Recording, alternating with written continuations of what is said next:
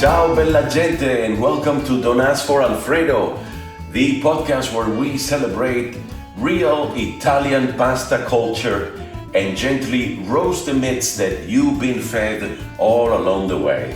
Hello, I'm your host, Carlo Carusi, your favorite pasta purist here, and today we are going to ruffle a few feathers, okay? We're gonna be talking about that famous dish that everybody knows as fettuccine Alfredo. Yes, sir. Well, we're starting the saucy journey in Rome because that's basically where you probably are going to land when you get to Italy. Rome is the city of emperors and ruins, and it's a place where asking for fettuccine Alfredo might get you stabbed in the back with breadsticks. You know, talk about what Alfredo is and why real Italians, especially Romans, want nothing to do with it. And why is that? Well, picture this. You just landed in Rome, and of course you're jet lagged and you're hungry for that pasta. You want to go to that trattoria and you're confident that you're going to go out there and find some fettuccine Alfredo at a cozy trattoria in Trastevere. Well, no, because if you ask for fettuccine Alfredo, the waiter will stare at you and will smirk and will walk away muttering Americani under his, breath, and you think he's going to the kitchen, but actually he's going to the WhatsApp group and he's going to send, this information to his friend and to his chat for laughs. But really, what is Alfredo? Let's go back into the history. Alfredo Lelio was a Roman restaurateur who in the early 1900s made a simple dish of fettuccine, butter, and Parmigiano, Reggiano, of course, for his pregnant wife. You remember, that women, when they're pregnant, they don't want the regular thing. So she wanted no cream, no garlic. She wanted nothing, okay? No peas, no chicken, no butter, no cheese. So that day, Hollywood stars Douglas Fairbanks and Mary Pickford were around, and they had the chance to taste that, and they loved it. They brought back the idea to the United States, and where it mutated into the monster that we all know as fettuccine Alfredo. Yes, what started as a humble gesture of love turned into this global creamy catastrophe that is somehow this pasta Alfredo. And this guy is probably rolling in his grave right now because he is maybe yelling, Mamma mia, che cosa è sta roba? Well, here's the thing. If you walk into a Roman kitchen and ask for this pasta Alfredo or fettuccine Alfredo, you might get offered a train ticket back to where you came from. Yes, or, because this sauce really doesn't exist in Italy. And what can I tell you? This is not a joke, okay? So when you get there, try not to do this because you are really going to be in trouble. You're going to be pointed at, and especially Romans, because these people are fiercely proud of their culinary identity. And, they guard their tradition like it's the Vatican archives or something like that. They're really sarcastic, and they will, absolutely mock you. And then, it's like when you're grating cheese on a seafood pasta or sauce. Heaven forbid, you don't do this. You don't drown pasta on heavy cream, all right? Because you don't want to do this in Rome. So ask for Alfredo and you'll hear, sì, certo, Alfredo lo teniamo vicino al ketchup e il cappuccino dopo cena, capito? What did I say there? Well, so what do real Romans eat? Let's take a delicious detour from that, okay? Away from Alfredo and add it into the arms of one of the oldest and one of the boldest pasta dishes, and it's the simplest one, I believe, which is pasta alla Gricia. This is known as the ancestor of both the Amatriciana and the Carbonara. Gricia is the original gangster, the OJ Roman sauce. No tomato, no eggs, just pure ancient flavor breakdown of, this beautiful, simple dish.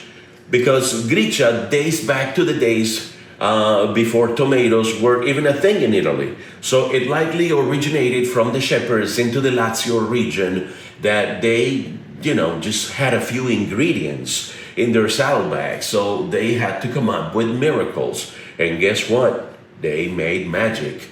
So here's the ingredients for the Gricia, okay? It's very simple. We're gonna use cured guanciale, which is from the pork.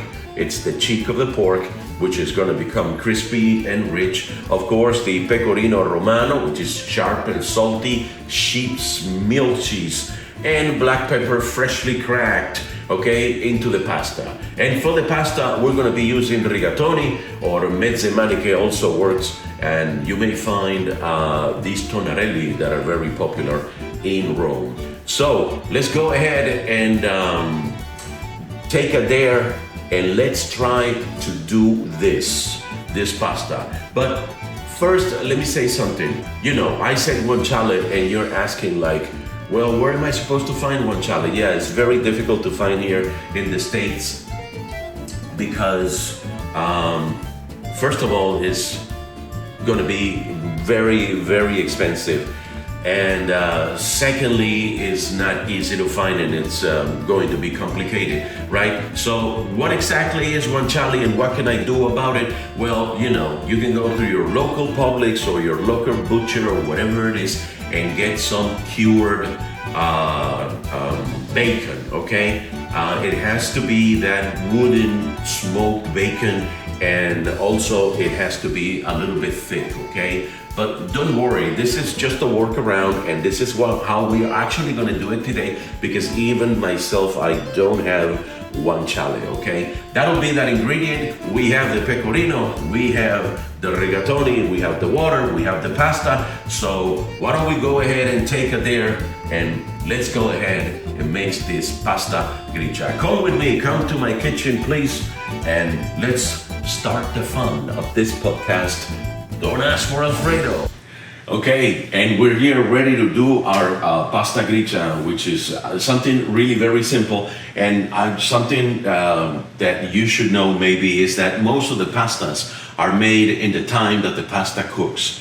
So today, these rigatoni right here, they say that they cook in 12 to 13 minutes, but we want the pasta al dente, okay? So we're not gonna go by that.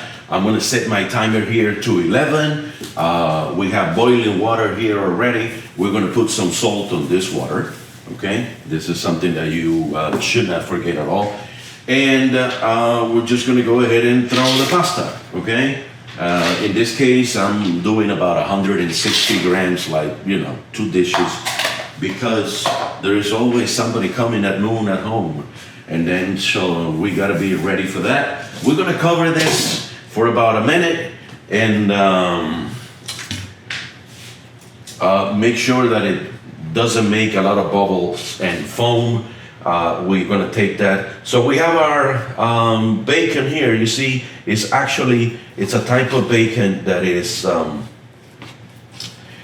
it's a bit, it's smoked, okay? And it is a little bit thick, I would say, okay? So we're gonna cut this in pieces about an inch, okay? The pasta is boiling back, okay? What bacon did I use? I used this. I went to Aldi and I got this applewood smoked bacon, all right? So that's it. It's very simple. We're gonna go ahead and cut this. We have our skillet over here is actually really hot, and we're not going to be using olive oil at this point. So we're gonna go ahead and we're gonna throw this in here, okay?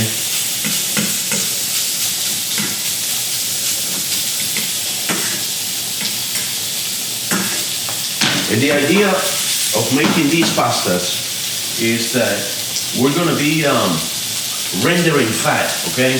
You can add a little bit of olive oil, so you want to help this thing at the beginning. And that's it. That's as much oil as we're going to be adding. Because what do we want to do? We want to just help this get it going, all right? So we're going to bring down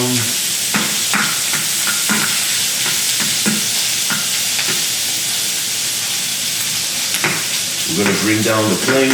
This is an electric stove, so it's a little bit more difficult sometimes to cook in this thing, but we're all used to it.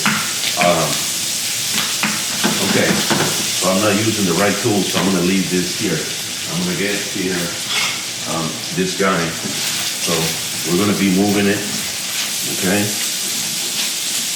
And don't let it stick. Once it goes away and it doesn't stick anymore, we're going to be trying to separate these pieces, okay?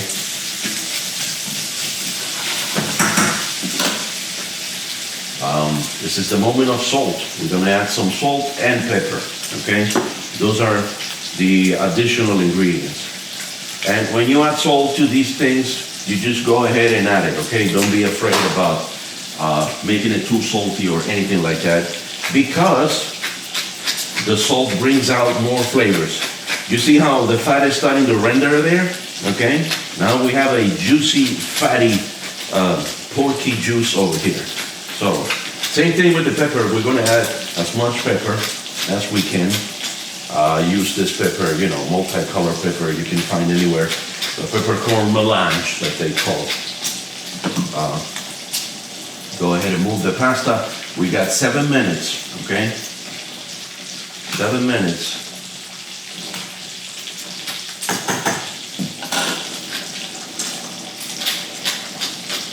There we go. That's enough pepper. And how does that look?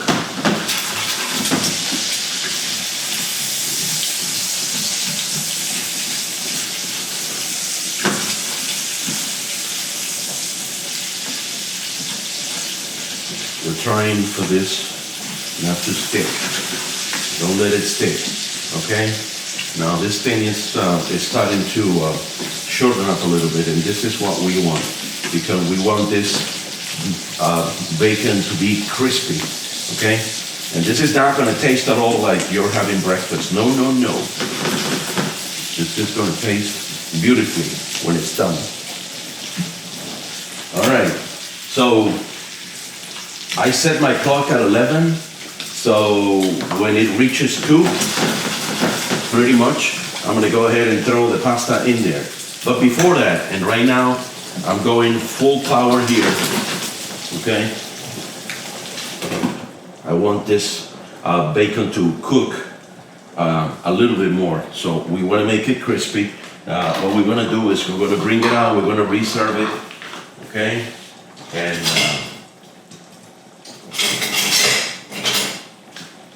looking for our tongs over here. Look at that juice. Look at this juice. Come over here and take a look at this juice, at this juicy fat here. See what happens when some water goes in there? Okay, now we're going to bring the fire down because it's already having that consistency that we're looking for. Okay, look at this beautiful fat. And that is going to be our sauce. So at this point, I'm bringing the fire down. We're going to go ahead and reserve this, okay? We're 5 minutes away for those 10 minutes that I threw the pasta in here, okay? So actually, we don't want this to continue to burn. So we're going to take it off the fire. Make sure here that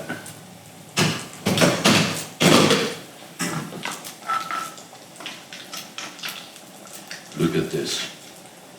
Isn't it beautiful? Huh? That color, a brown color right there is like amber. It looks like beer recently brewed. It's just beautiful. Okay, trying to take out all the pieces of bacon. We don't want to leave any meat in there, because what are we going to do now? we're going to smoke this a little bit because you might be thinking out there, oh, but that is just too fat, right? And what do you think? What is the other ingredient, secret ingredient that we most use in everything we do? Here we go. A little bit of wine that you drink. We're gonna throw it in here.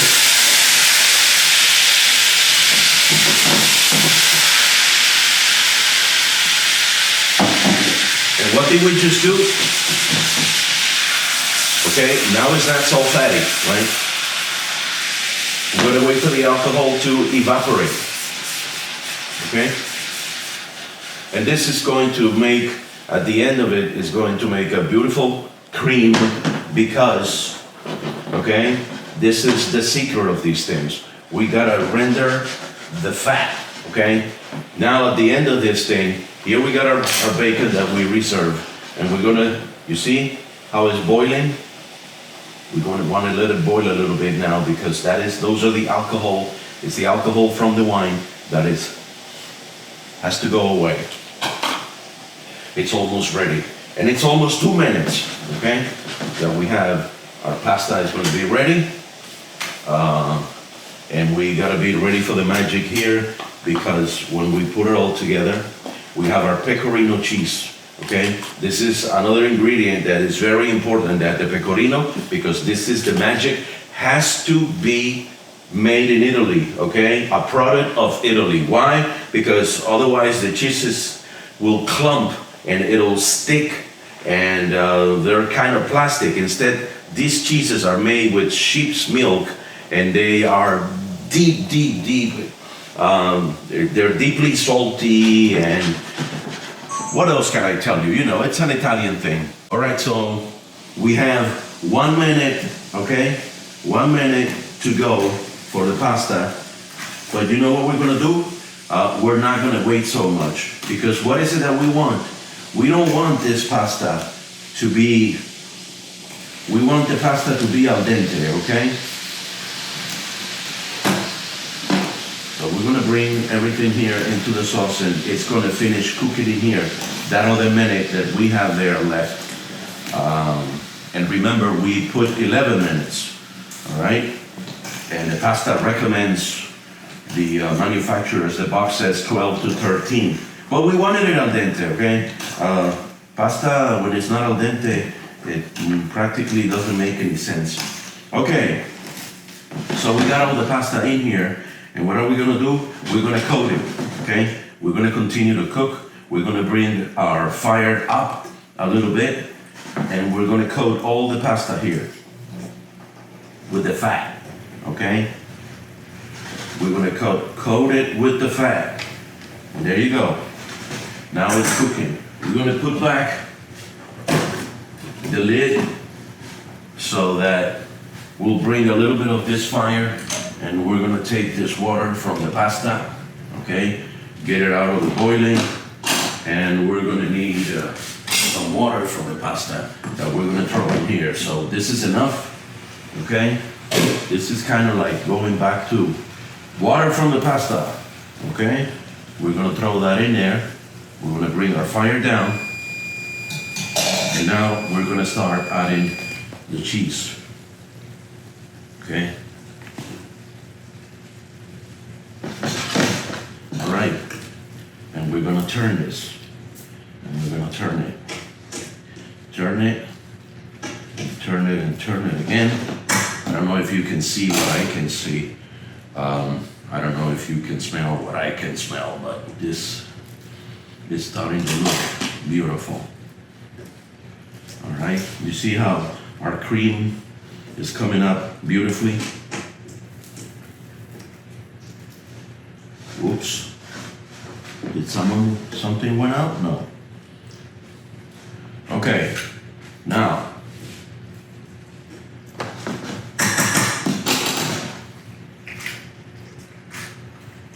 That is the sound.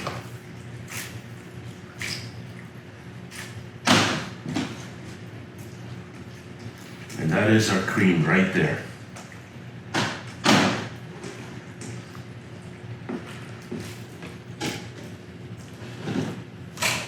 Turn it off. Okay, now look at this cream. Look at this beautiful thing, right? You see the cheese that is melted in there, okay? And that is the whole idea of this thing. Now, what do we need here? We need a little bit more of pasta water.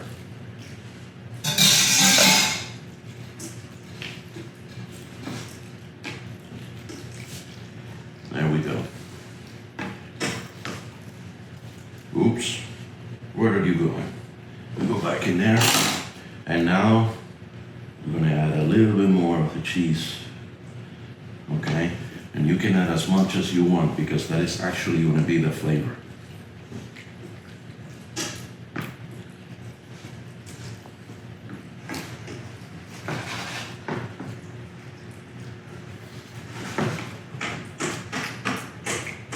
See, the fire is off, and I haven't finished moving my pasta here. I'm moving, okay? This thing, it has to.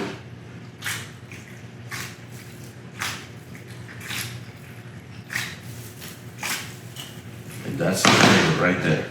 And don't worry about if one pasta goes on the floor, because that is always going to happen. That always happens to the best of the chefs. All right, there is the cream. And if you take this thing out of the fire, okay, and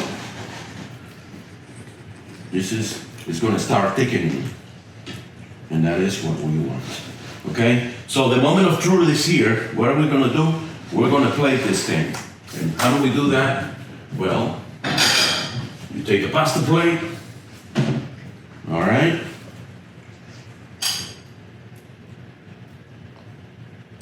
Oh, I almost forgot. We have to throw in here. We have to throw this guy, the bacon. And now we're gonna mix it all. Oh, let's leave a little here for garnishing this, okay? So we're gonna come in here and turn this around. And take a look at this. We're gonna be eating this.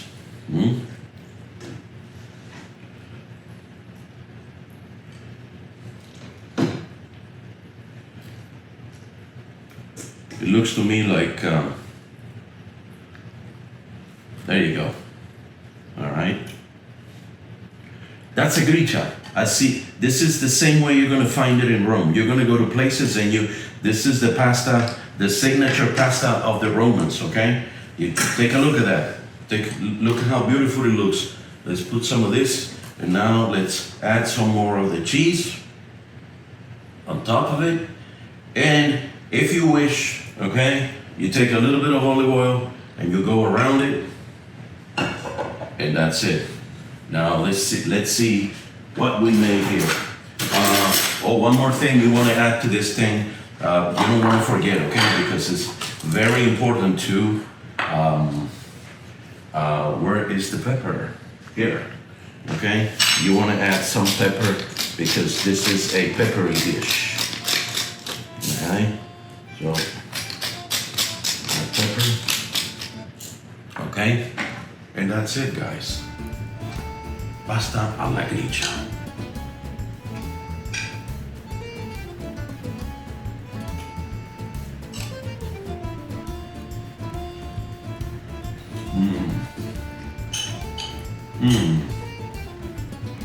It's indescribable. Something very simple. Very simple to make. And if you know what you're doing, you get this consistency right here, okay? That's it.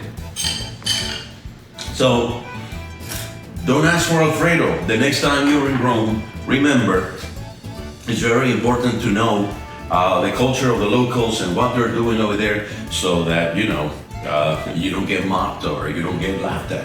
That is very important. Thank you so much, all right, for watching. If you got to this point of the podcast, thank you very much. Remember to subscribe, to like, and to look for us on all the channels on Instagram, TikTok, YouTube, and We're gonna be having another episode really soon with another Roman pasta, maybe carbonara, maybe amatriciana, or maybe why not? We'll try to make that Alfredo, but the real way, without heavy milk cream and that kind of thing. Thank you so much. To the next one, I'm Carlo Carusi. Ciao, ciao. Arrivederci.